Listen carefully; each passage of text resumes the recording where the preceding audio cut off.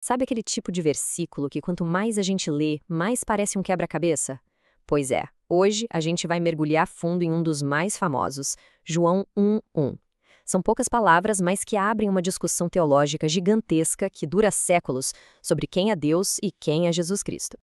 Então vamos lá.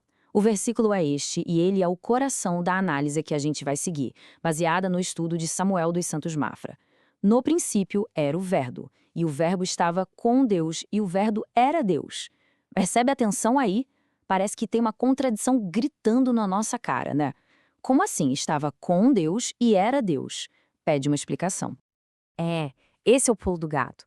Como é que pode uma coisa estar com Deus e ao mesmo tempo ser Deus? Dá um nó na cabeça, não dá? É um paradoxo.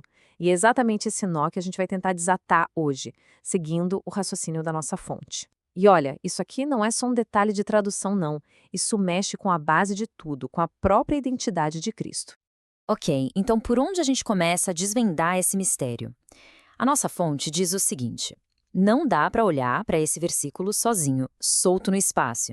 A gente precisa primeiro entender qual era a do autor, o que o evangelista João queria de fato ao escrever o texto dele. Pois é.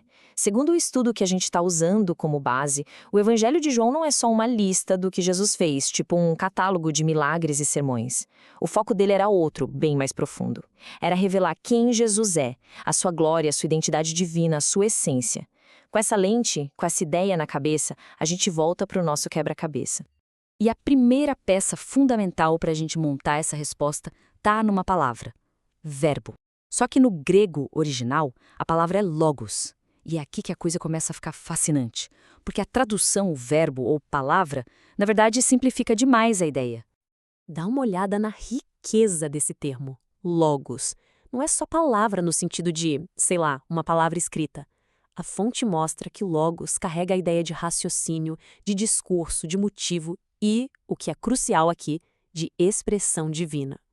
Pensa assim, o logos é como se fosse o pensamento de alguém se tornando conhecido, a mente se revelando. Agora, olha que interessante o exercício que a fonte propõe. Vamos trocar verbo por esses outros significados. O que acontece? No princípio era o pensamento, e o pensamento era Deus. Ou então, no princípio era a expressão divina, e a expressão divina era Deus. Uau! A frase muda completamente de figura, né? O verbo já não soa como uma segunda pessoa, mas como a própria mente de Deus, a forma como Deus se expressa. Beleza, então a gente já entendeu melhor o que é o Logos. Agora vamos para a segunda peça-chave do quebra-cabeça. E ela está escondida numa palavrinha que a gente quase passa batido, a preposição com. A nossa fonte vai argumentar que a tradução dessa pequena palavra pode ser a origem de uma grande confusão. Olha só essa comparação.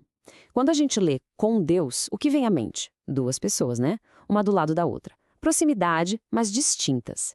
Só que a fonte explica que a preposição grega usada ali, pros, nesse contexto específico, pode muito bem significar em Deus. E aí a história muda da água para o vinho. Em Deus não fala de duas coisas, fala de uma só. Não é separação, é unidade total. E é nesse ponto que o paradoxo começa a fazer sentido, a se desfazer. Se a gente lê o verbo estava em Deus, a ideia de uma segunda pessoa simplesmente some. O verbo não estava do lado de Deus. Ele era parte de dentro de Deus, inseparável, essencial que Deus é. Para isso ficar bem claro, a fonte usa uma analogia genial de tão simples. Pensa na sua voz. A sua voz está em você. Ela é uma expressão sua, mas ela não é outra pessoa, certo? É parte de quem você é.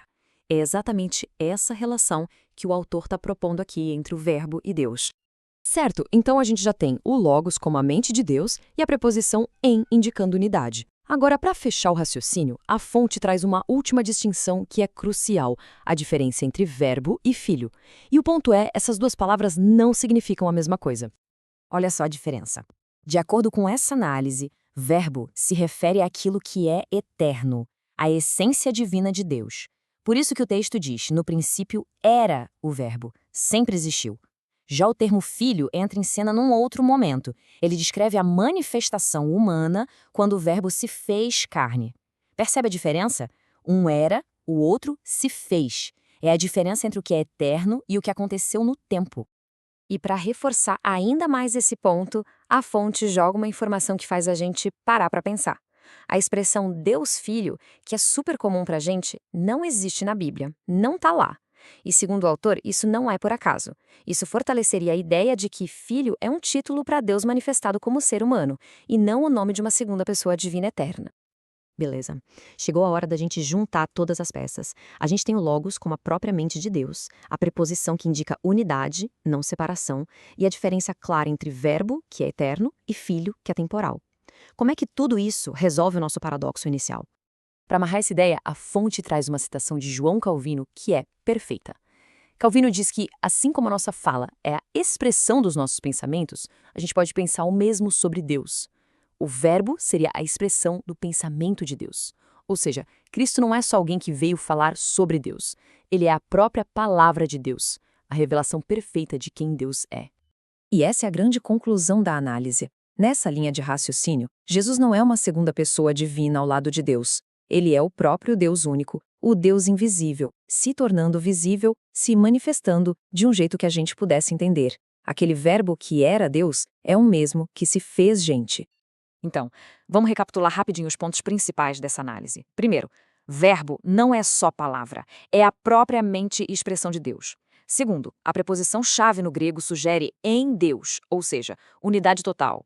Terceiro, filho é o título para a manifestação humana desse verbo eterno. E o resultado de tudo isso? A defesa da unicidade de Deus. Um só Deus que se manifestou de forma visível. E a gente termina com uma provocação para pensar. Essa análise toda mostra como a interpretação de uma única palavrinha, uma preposição, pode mudar completamente a nossa compreensão de um conceito fundamental de uma fé. E aí fica a pergunta, né? Quantas outras certezas que a gente tem não estão, na verdade, apoiadas na tradução ou na interpretação de uma única palavra? Fica aí a reflexão.